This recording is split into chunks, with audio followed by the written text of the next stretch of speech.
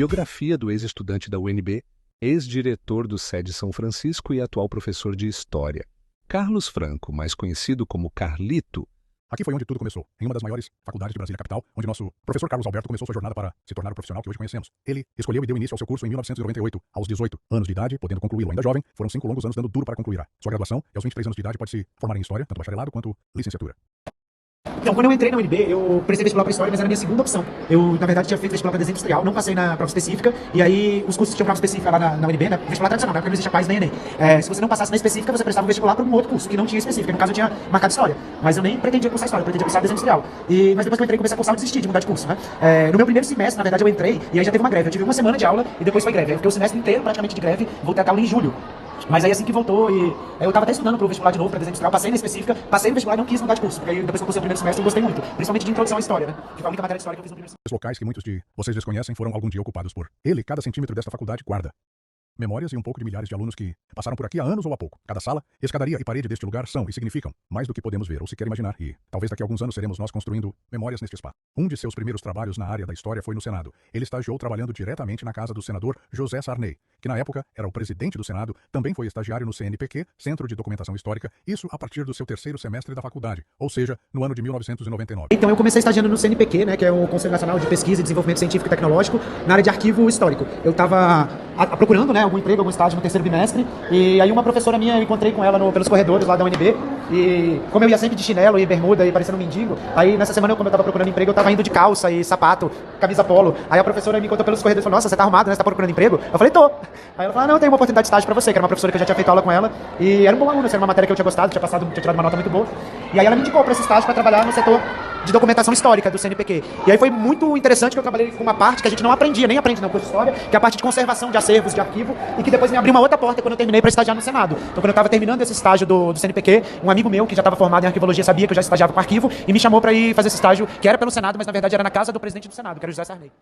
O primeiro local onde Carlos lecionou como professor graduado foi em uma unidade de ensino médio do Núcleo Bandeirante, colégio particular, onde iniciou sua carreira em 2006, um período curto que não durou mais de 4 anos. Porém, anos muito importantes, pois formaram o profissional que hoje conhecemos. Quais são as diferenças de escolas particulares para públicas e como foi a transição de uma para outra? Eu acho que a principal diferença da escola particular para a pública, ou as principais, é a autonomia que a gente tem, né, dentro de sala de aula. A gente tem uma autonomia muito maior, uma liberdade muito maior de ensino na escola pública do que na particular. E, ao mesmo tempo, como a gente tem os mecanismos de gestão democrática, o papel do servidor, seja do professor, do servidor da secretaria, do administrativo na escola pública, do servidor que quer se envolver, né, que trabalha direito, ele é muito maior do que na escola particular. Na escola particular, o professor só entra em sala de aula, faz lá o seu trabalho e não faz mais nada. Na escola pública, a gente tem vários outros papéis que não apenas na aula. Em 2010, ele começou a trabalhar no SEDE São Francisco, entrou substituindo um professor temporário e se manteve até os dias de hoje, de acordo com o próprio. No início teve uma pequena dificuldade no novo local, mas em pouco tempo se situou bem, fez amizades e começou a se sentir em casa. No Chicão, viu muitas portas se abrindo para ele, começou no jiu-jitsu e participou de vários outros projetos dos quais encontrou diversão e crescimento pessoal.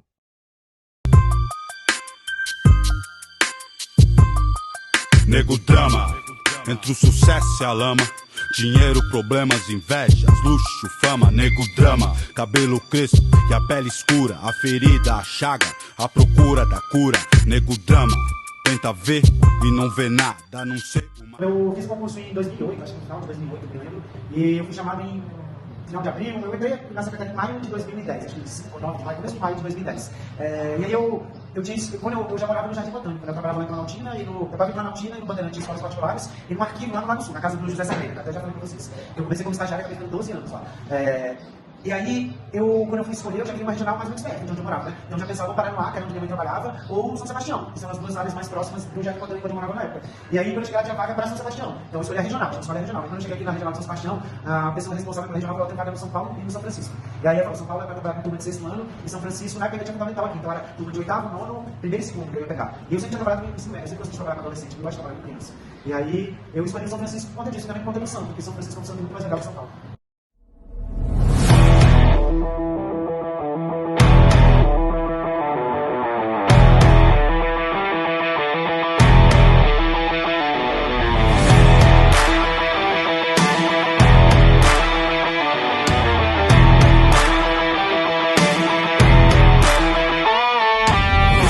No ano de 2016, após 6 anos lecionando como Professor, mais uma porta se abriu, portas da diretoria. Por um ano ele pode construir uma história memorável como diretor do colégio. Alguns ex-alunos depuseram que na época de diretoria Carlito andava pela escola de skate. Ele que foi o próprio que deu início à pista de skate da escola e a alguns outros projetos. Mesmo que tenha ficado na direção por um curto período, conseguiu fazer coisas das quais ainda existem e são lembradas. Diretor e sobre o que fez pela escola.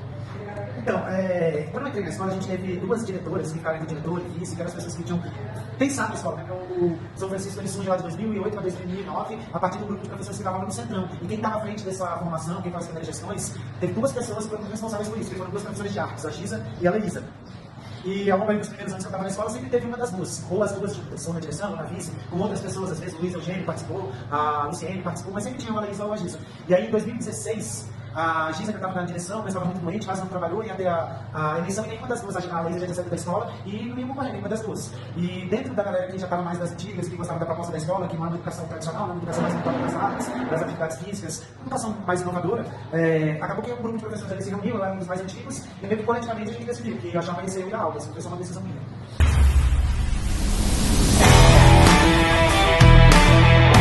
Vou para a sala de aula e não se candidatou à direção novamente.